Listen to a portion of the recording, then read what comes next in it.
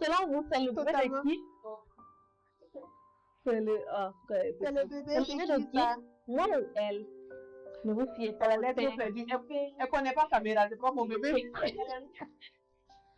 C'est pas ma vie. C'est pas ma bébé, c'est la bébé de Sheila. C'est la vie. C'est la vie. Alors, Amira, comment as-tu découvert que tu étais enceinte? Qu'est-ce que tu as ressenti à ce moment-là?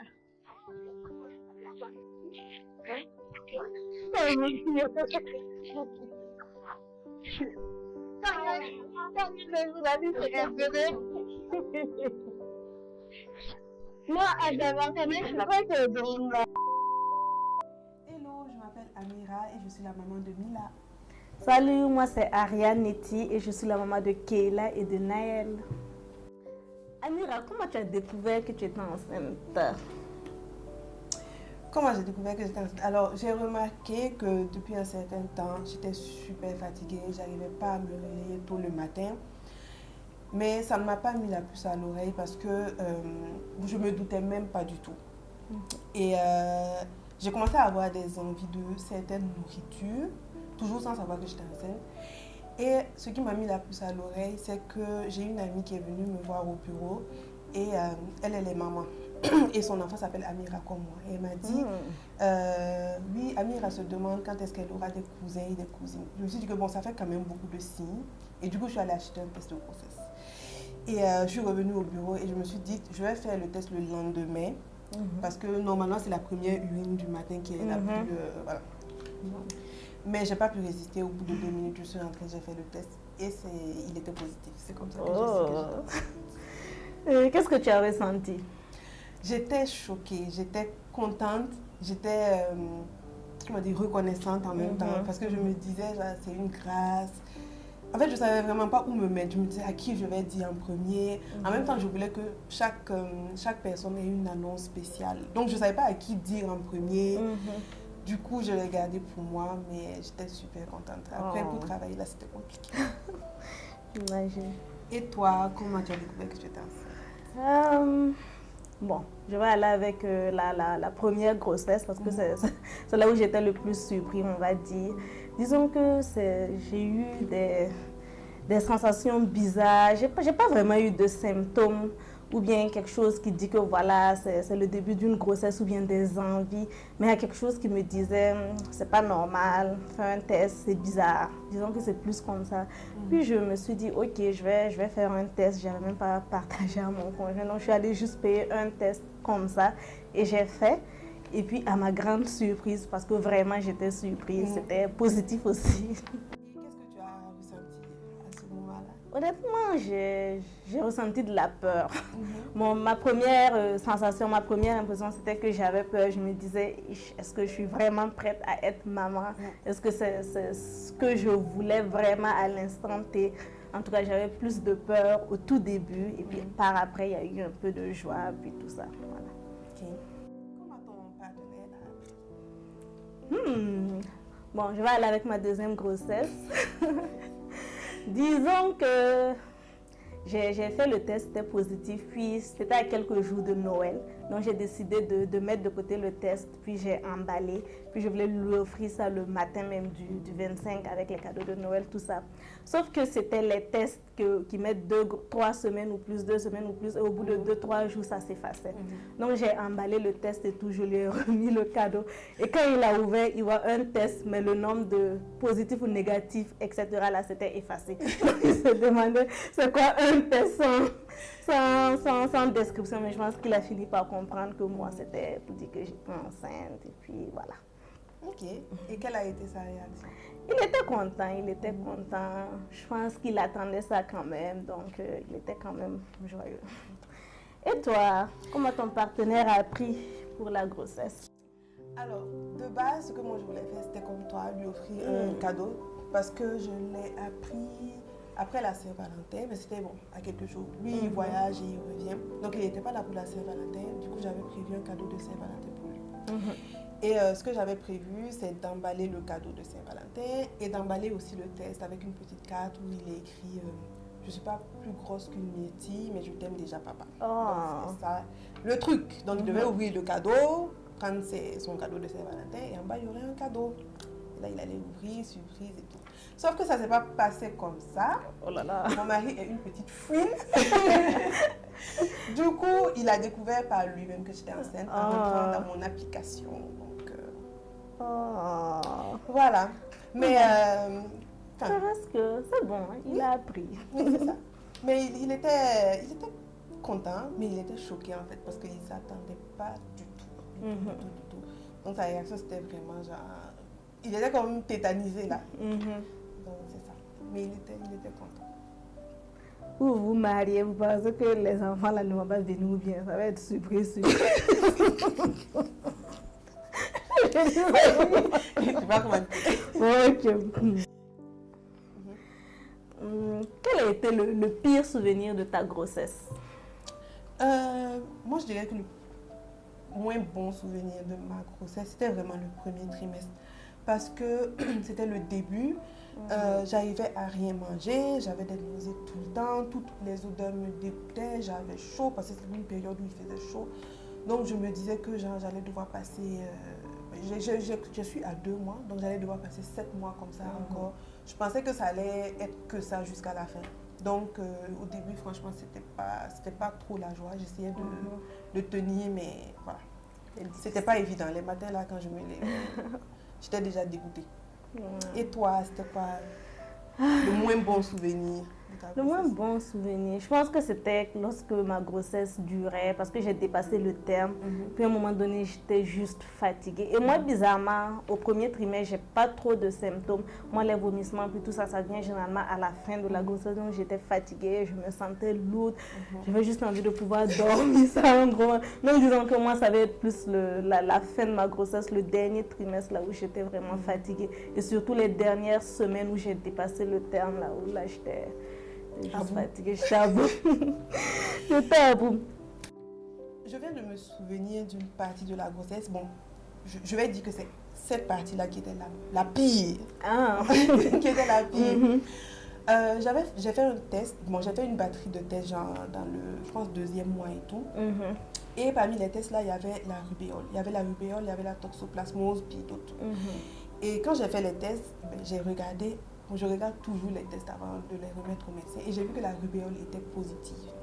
Et j'ai eu la bonne idée d'aller taper sur Google pour savoir c'est quoi les conséquences. Et j'étais traumatisée. Donc franchement, je pleurais tout le temps, j'avais peur, j'étais tout le temps inquiète, j'étais stressée et tout. Du coup, j'en profite pour dire aux femmes, aux futures mamans, de faire le vaccin contre la rubéole. Je pense qu'il y a un vaccin contre la toxoplasmose aussi, je ne suis pas sûre, mais faites tous les tests nécessaires, faites tous les vaccins nécessaires avant avant de tomber enceinte. Souvent, on ne prévoit pas là, mais si vous prévoyez, si vous êtes marié, faites en même temps les vaccins. Si vous êtes en couple. Sur une note plus joyeuse, quel était ton meilleur souvenir de la grossesse? Honnêtement, mon meilleur souvenir de la grossesse, je pense que c'était l'attention autour de moi, le take care qu'il y avait. Quand tu es une femme enceinte, tout le monde prend en tout cas un peu soin de toi, ça va. Surtout quand tu dépasses un peu le terme et puis les gens, ils ont un peu pitié de toi. C'est vrai que tu sembles fatigué et tout, mais quand tu vois toute l'attention autour, je pense que j'ai beaucoup aimé ça. Ok. Et toi? Moi, c'était pareil. C'était vraiment l'attention des gens, l'attention de ma famille. Et tout. Tu te sens comme une princesse un peu. C'est ça. On te demande qu'est-ce que tu veux manger. Aïe, aïe, aïe. On suit tes caprices. Bon, enfin, tu fais pas exprès d'avoir des caprices. Souvent. Voilà. Souvent, tu fais pas exprès d'avoir des caprices. Mais les gens sont compréhensifs. Et puis, voilà. Moi, franchement, j'étais cajolée. J'avais beaucoup d'attention. D'accord. Amira, qu'est-ce qui te manque le plus de ta grossesse? Pour moi, ça va être une continuité. C'était vraiment l'attention. L'attention des gens et tout. C'était plus ça. Et puis aussi le fait de... C'est pas égoïste là, mais d'avoir le bébé tout le temps avec toi. Elle est en toi. Et puis, elle est avec toi. Elle est avec toi, collée serrée. C'est ça. j'avoue que l'attention là, ça me manque quand même. Et pouvoir prendre des gâteaux sans complexer, pouvoir en tout cas succomber à tes envies de repas sans avoir le stress de ah, je vais prendre des kilos, tout ça, moi. J'avoue que c'était intéressant. C'est vrai, ça c'était chic. Décris la journée qui a précédé ton accouchement. Comment ça s'est passé?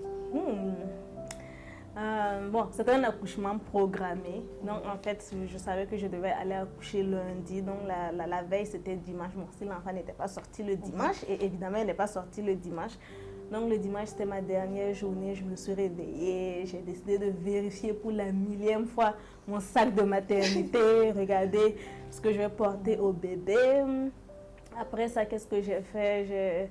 J'ai regardé si tout était correct dans sa chambre, qu'est-ce que je vais manger. Bon, disons que je faisais ma routine, mais en même temps, j'étais un peu stressée en me disant, bon, demain, là, c'est demain. Le plus tard, pour que j'accouche là, c'est demain. Donc, bon, j'ai reçu de la visite de certains amis, sont venus préparer de la tchéké, la veille de mon accouchement. Moi, en tout cas, on a mangé, on a ri, on a prié pour l'accouchement, on a passé quand même une belle journée. Et puis, j'ai pris quelques photos de mon ventre au plus gros. Et puis, voilà, c'était la veille. En gros, c'est ça. Du coup, tu savais que tu allais accoucher Oui, je savais que ça allait être le lendemain au plus tard. Moi, je me disais toujours le dimanche, là, l'enfant peut toujours sortir parce qu'il avait dépassé son terme. Mais si jamais elle décide de ne pas sortir, au moins je sais que lundi, à coup sûr, elle va sortir. Mais toi, Amira, c'était quoi la journée qui précédait ton accouchement? Comment tu l'as vécu? Pour moi aussi, c'était un accouchement programmé.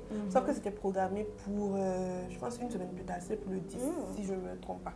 Donc, c'était pour une semaine plus tard. Donc, je ne savais pas que j'allais accoucher le lendemain.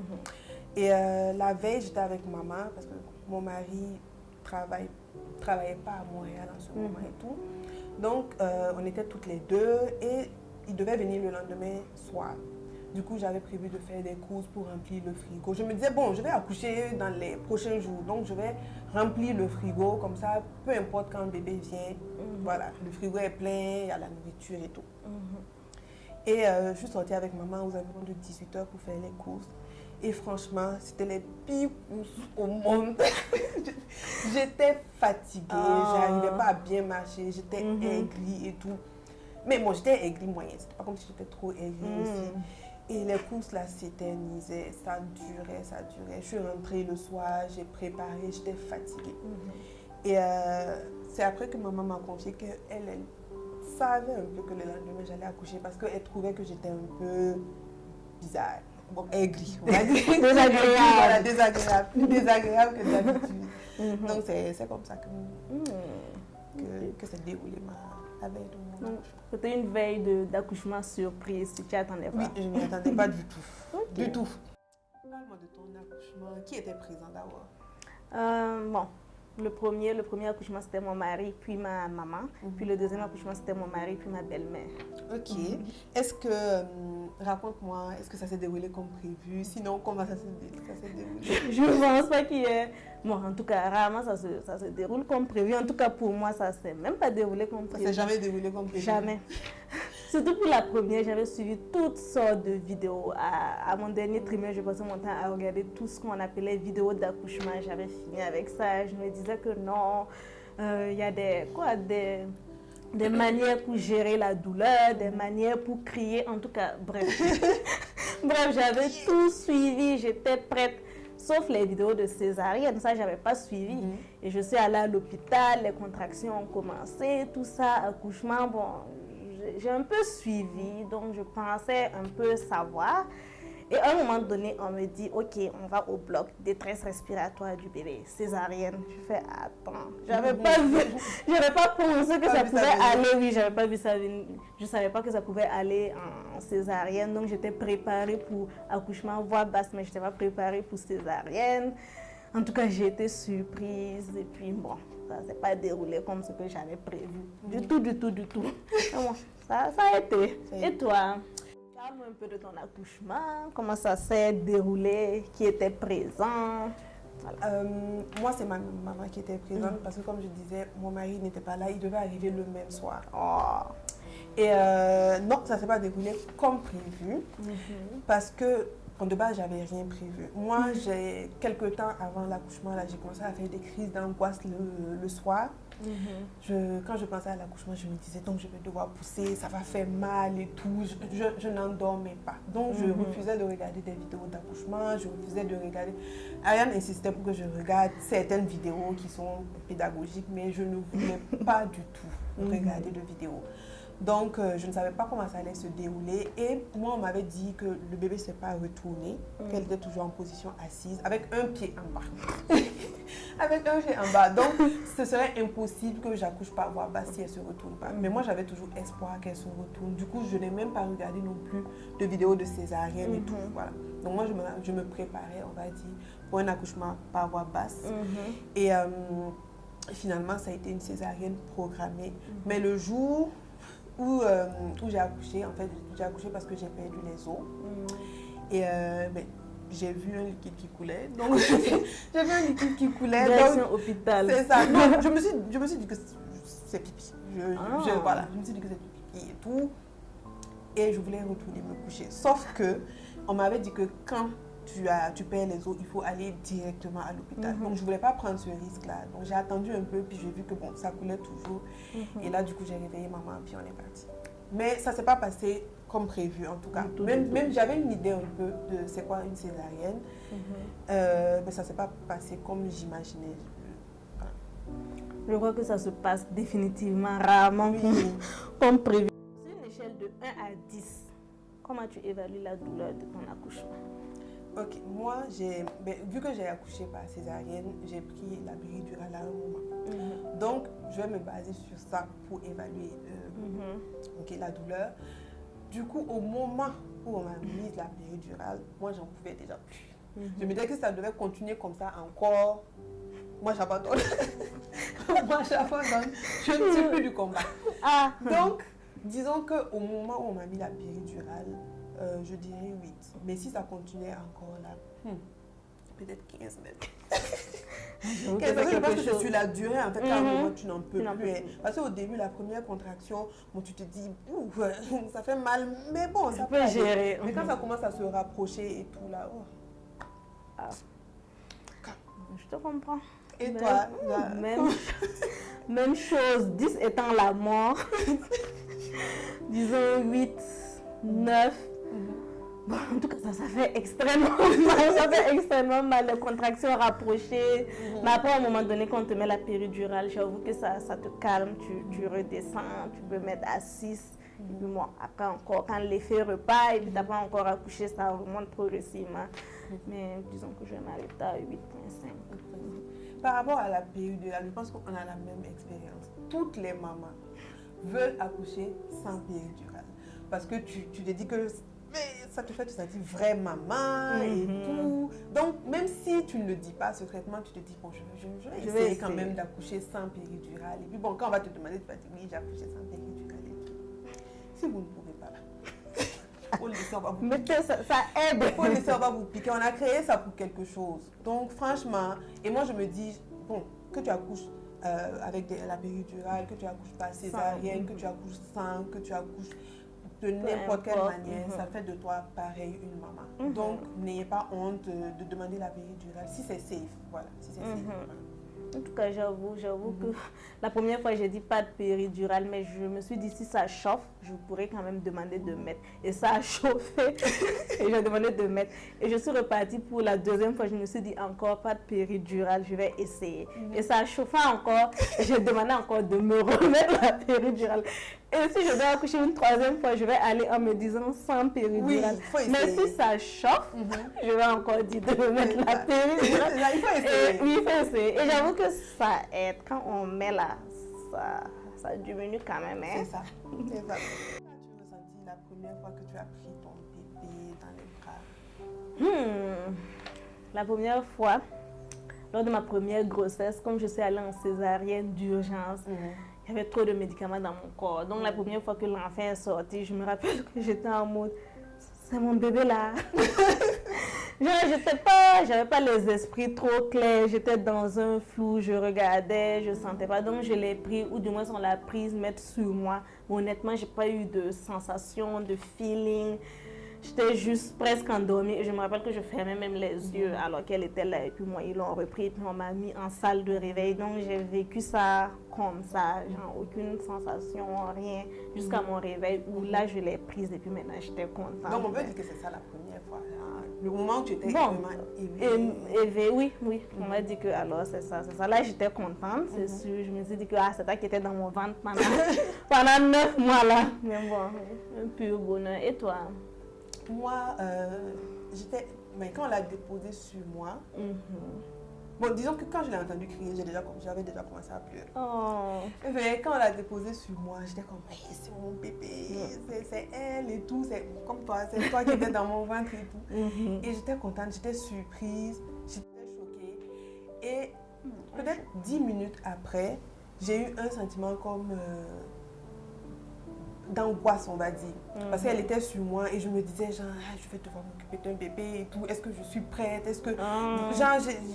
Et on m'a demandé, est-ce que vous voulez qu'on la garde sur vous ou est-ce que vous voulez qu'on la donne à mamie? J'ai dit, on va la donner à mamie. Parce qu'en fait, j'ai eu peur tout d'un coup de toutes les responsabilités qui venaient avec. Et tout. Mais après ça encore, quand je l'ai pris, j'étais contente et tout. C'était un yo-yo. C'est ça. Ok. Dis-moi, Amira, est-ce que tu as connu la dépression postpartum? Moi, j'ai pas connu la dépression postpartum, mais comme beaucoup de mamans, j'ai connu ce qu'on appelle le baby blues, qui est comme une sorte de enfin, je ne veux pas dire n'importe quoi, mais c'est comme une sorte de mini-dépression juste après l'accouchement, qui dure quelques jours, quelques semaines. Mais je pense qu'au bout de quelques semaines, si tu te sens toujours pas bien, là, on appelle ça une dépression postpartum. Donc oui, j'ai connu le baby blues.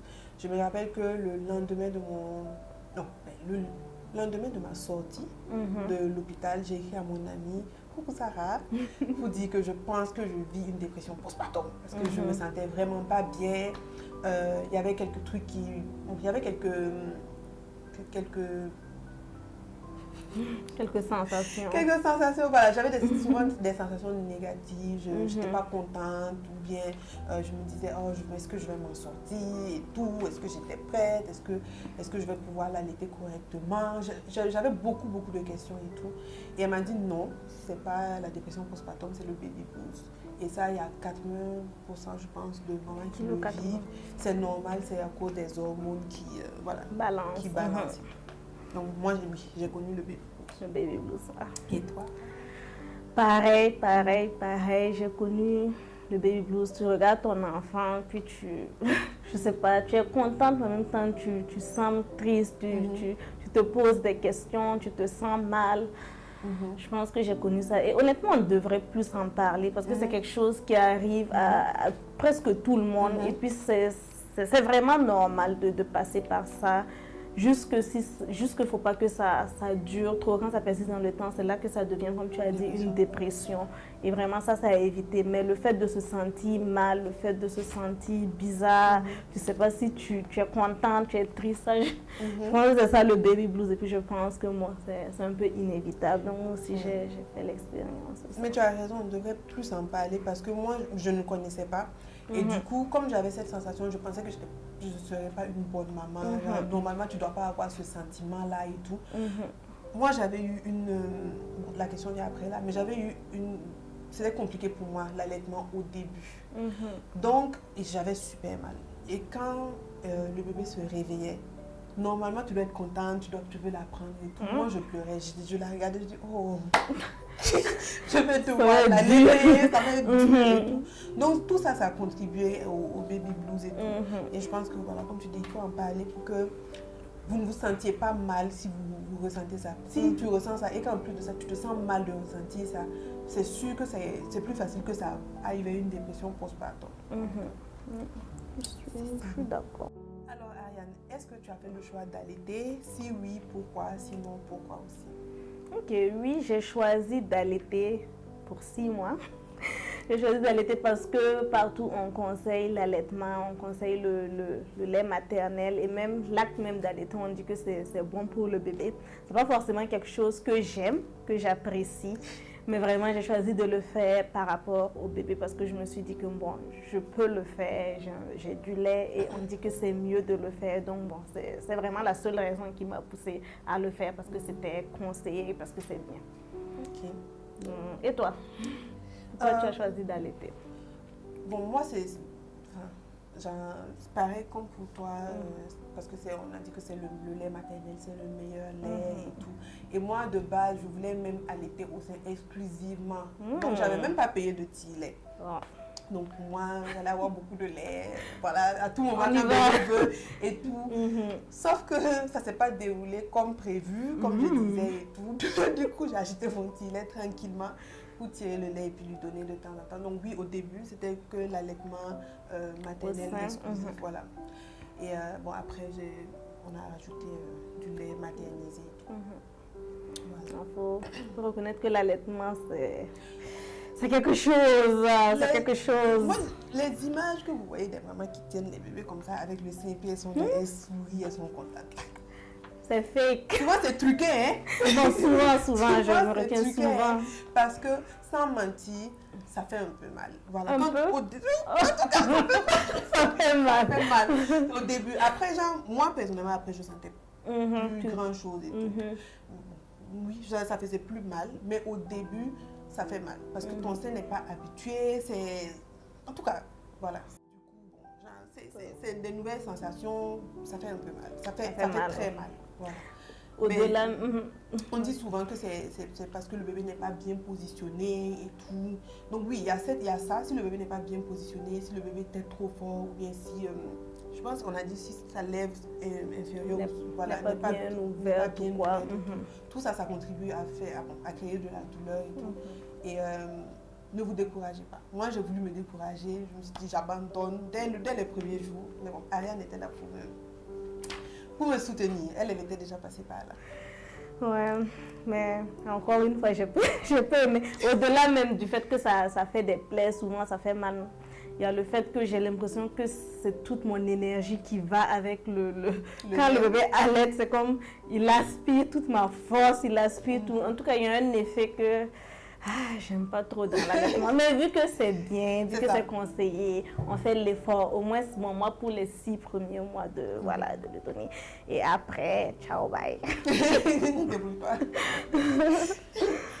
Mais est-ce que tu as des conseils à donner par rapport à l'allaitement? Bon oui, moi ça va être plus le volet avoir beaucoup de lait, parce que moi j'ai eu quand même beaucoup de lait lors de mes 2 accouchements. Bon, je pense aussi que c'est le fait que j'ai beaucoup tiré qui a contribué. Et quand je dis beaucoup tiré, c'est vraiment, je tirais plus de 10 fois par jour et pendant super longtemps. Et au début, j'avais pas du lait, donc c'est quand même énervant. Tu es là, tu es assise devant avec le tire-lait, puis tu tires, puis il n'y a rien qui sort. Mais lorsque tu le fais plusieurs fois, le lendemain, tu le refais encore, puis tu le refais, en tout cas, plusieurs jours d'affilée. Après, tu te retrouves avec beaucoup de lait et puis bon. Le conseil que j'ai envie de donner, c'est ça, c'est vraiment de stimuler au maximum, même s'il n'y a rien, ça va finir par venir. Parce que le plus dur, c'est quand tu tires, parce que ça te fait mal. Et après, tu ne vois pas de lait non plus. Donc, tu te dis que bon, peut-être je n'ai pas suffisamment de lait, alors que c'est plus une stimulation qui va faire venir le lait. Donc, bon, c'est ça. Sinon, et puis aussi avoir la crème, c'est quoi le nom? L'anoline. L'anoline, c'est très important au début. Au début pour tirer, pour allaiter, en tout cas, bref. C'était mon meilleur ami au début et puis ça m'a aidé à avoir moins mal au téton. Et toi, tu as des conseils à donner? Moi, j'ai pas vraiment de grands conseils, mais disons que j'apprends toujours, mais je dirais un conseil, c'est vraiment de prendre son temps. Voilà, ça ne vient pas au début, c'est pas instinctif au début là. On se dit que quand tu es maman, en même temps il y a plein de réflexes. Il y a plein de réflexes qui viennent en même temps. Tu sauras comment allaiter. Vu que l'enfant sait comment allaiter en même temps, toi en même temps tu sauras comment allaiter. Et tout. Mais c'est pas aussi instinctif. Donc il faut prendre son temps, il faut écouter les conseils, mais il faut aussi écouter soi-même. Moi, je me rappelle que à la clinique là, j'ai eu 5 conseils différents de 5 infirmières différentes. Chacune avait une manière d'allaiter, de donner le sein et tout. Du coup, j'étais totalement perdue. Quand une partait, elle venait voir que elle revenait voir qu'une autre m'a montré une autre manière d'allaiter et tout. Au final, je me suis écoutée moi-même. J'ai mis l'enfant dans la position qui me convenait. J'ai donné le sein moi-même. Et ça allait déjà beaucoup mieux que, voilà, que ce que... Mais ça ne veut pas dire de ne pas écouter conseil. Voilà. Ça veut dire que, bon, à un moment, si tu ne sais pas quoi faire, écoute-toi toi-même. Toi-même, voilà, tu sais comment ça va venir. Voilà, il faut prendre son temps. Et puis... J'avoue. Mais d'accord, on dit que la mienne fait venir le lait d'abord. Vous avez testé? Moi. Non, Alors, l'histoire de la bière fait venir le lait. Moi, je pense que c'est sûrement l'alcool peut-être qui fait venir le lait. Parce que moi, j'ai acheté des bières sans alcool. J'ai bu, ça n'a rien changé. Déjà, c'est dégueulasse. Mais ça n'a rien, il n'y a pas eu d'augmentation de flux ou quoi que ce soit. Je pense que ça doit être l'alcool peut-être qui fait venir l'alcool dans la bière. Bon, c'est la seule explication. Aucune idée. Hein. Parce que souvent, il y a d'autres qui vont dire aussi que c'est le Zomcom. Moi, j'ai bu du Zomcom, mais honnêtement, je pense pas. Bon, peut-être une bonne alimentation, ça joue. Ou bien il y a quoi dans la bière, dans le lait, là, ou bien dans le Zomcom qui fait là, moi, ça, je sais pas. Il ne faut pas dire Zomcom, parce que tu n'auras plus de Zomcom. Le Zomcom fait venir le lait. Ah oui, c'est amener le Zomcom. Le Zomcom est plus souple. Quelle a été la partie la plus difficile pour toi lorsque tu es devenue maman? C'est quoi qui était ton plus gros challenge, on va dire? Bon, moi, c'était l'allaitement. C'était l'allaitement parce que, comme je disais au départ, ça faisait mal. Ma montée de lait est venue un peu plus tard et tout. Et du coup, et j'avais plein de bouches là qui me disaient il faut que tu allaites, il faut que tu donnes le sein, il faut que tu donnes le lait maternel et tout. Et j'avais pas de lait, je pouvais pas lui donner le sein aussi pour qu'elle tète et puis ça va venir. Donc forcément au début je lui ai donné du lait maternisé parce que je pouvais pas la laisser mourir de faim. Et j'avoue qu'il y a eu des moments là où je rentrais et puis j'étais vraiment triste en fait parce que mon lait venait pas. Je faisais beaucoup d'efforts, je regardais plein d'astuces, je rentrais, je regardais des vidéos, comment faire venir le lait, qu'est-ce que je peux manger pour que le lait vienne. Donc oui, c'était ça moi qui était le plus challengeant. Après, je me rends compte que honnêtement, j'aurais dû prendre ça relaxé. Mais bon, je te comprends parce que l'allaitement, on a parlé déjà de l'allaitement, c'est pas pour vous faire peur, mais je pense que l'allaitement, on n'en parle pas assez aussi. C'est une des choses qu'on devrait parler, on devrait sensibiliser les filles parce que moi aussi j'ai eu vraiment du mal avec, je trouve que ça fait mal. Et pour dire vraiment aussi, c'est ça qui était mon plus gros challenge, on va dire l'allaitement. Et puis bon, les nuits coupées, les nuits entrecoupées, le manque de sommeil, tout ça, mais ça, on en a encore pour longtemps, donc bon. On va dire que ça va aller. On va dire que ça va aller. Mais bon, malgré les challenges et tout, est-ce que l'accouchement, la grossesse, le tout en fait, est-ce que c'était une expérience que tu serais prête à revivre et que tu voudrais revivre à nouveau? C'est sûr qu'il y a eu un moment où je me suis dit que c'est bon. je ne veux pas retenter l'expérience. Et je me demandais comment les mamans me font pour avoir envie d'un deuxième enfant. Quand tu descends de la table d'accouchement là, comment tu te dis je vais faire comment tu te fais prendre au jeu encore. Mais disons que oui, c'est une expérience que je referai et tout. Parce que j'ai plus d'expérience maintenant, il y a beaucoup de choses que je prendrai plus relax et tout. Je pense que la deuxième fois c'est plus simple. Je ne sais pas si tu dirais ça, mais bon, je dis que tu es plus préparée à ça. Voilà, on va dire ça. Et puis, c'est un bonheur là. Souvent, tu rentres le soir, tu es fatiguée, puis tu dois t'occuper d'elle, mais quand elle te fait un sourire et tout, elle te vomit dessus. Elle te vomit dessus, tu te dis, oh, je l'aime. C'est cute. Bon, pas le vomissement pour moi, mais le sourire, oui. D'accord, et toi, Jean, est-ce que tu le referais? Bon. Ah, je suis rendue à 2. Tu es rendue à 2. Mais honnêtement, à chaque fois que je finis d'accoucher et tout, je me dis, pas pour maintenant. J'ai même pas envie, en fait, de reparler. Tellement je trouve que c'est un peu, c'est fatigant, c'est quoi. Par exemple, là, je dis que personne ne vienne me parler encore d'une grossesse. Mais je sais qu'au fond de moi, c'est pas que je veux pas revivre. C'est juste là, pour le moment. J'ai pas envie de repenser à ça. J'ai pas envie de vivre. Mais bon, sur le long terme, je pense que oui. peut-être 3 enfants. Bon, après 2, c'est pas mal. Bon, sur le long terme, donc je ne sais pas d'abord, mais oui, c'est une belle expérience au final. Après, je dis oui, mais 2 jours là, j'étais malade et j'avais un peu de nausées. En tout cas, je me sentais vraiment pas bien. Et j'ai senti la même sensation que quand j'étais enceinte. Je me suis dit non. Non, ça peut pas m'arriver. Ça peut pas m'arriver. Ah, en tout cas, pas maintenant. Pas maintenant. Je pense qu'on aime ça, on aime l'expérience. Maintenant, ça prend longtemps après, le temps que tu essayes d'oublier. Ah, tu essaies d'oublier. Le temps que tu essayes d'oublier. Mais là, maintenant, quand tu viens d'accoucher, c'est difficile. Mais chapeau à celles qui arrivent à faire les 1 an, les 2 ans. Chapeau. Vous êtes des guerrières, parce que nous, là, c'est dur. Alors, quel âge a ton bébé aujourd'hui?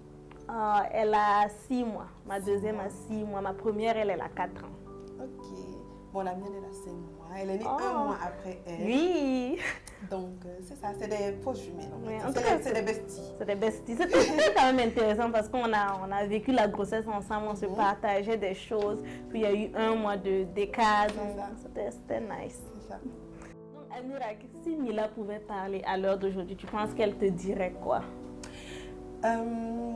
Mais je détecte déjà une nature un peu curieuse. Elle aime regarder, elle aime toucher, surtout quand tu la laves, elle s'étire, puis toucher plein de trucs et tout. Donc je pense que si Mila pouvait parler à l'heure actuelle, elle me dirait: maman, c'est quoi ça? Ça c'est quoi? Ça c'est quoi? Je veux ça, je peux toucher ça. Je pense que ce serait ça.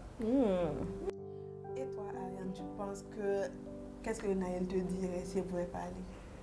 Je pense qu'elle me dirait souvent de la prendre parce qu'elle aime bouger, elle aime jouer et puis elle n'aime pas qu'on la dépose seule. Moi, je pense qu'elle me dirait aussi qu'elle veut boire le lait parce qu'elle aime prendre le biberon, en tout cas pour mettre dans sa bouche. Non, bon, c'est pas mal ça, je pense qu'elle me dirait. Ok. Oh.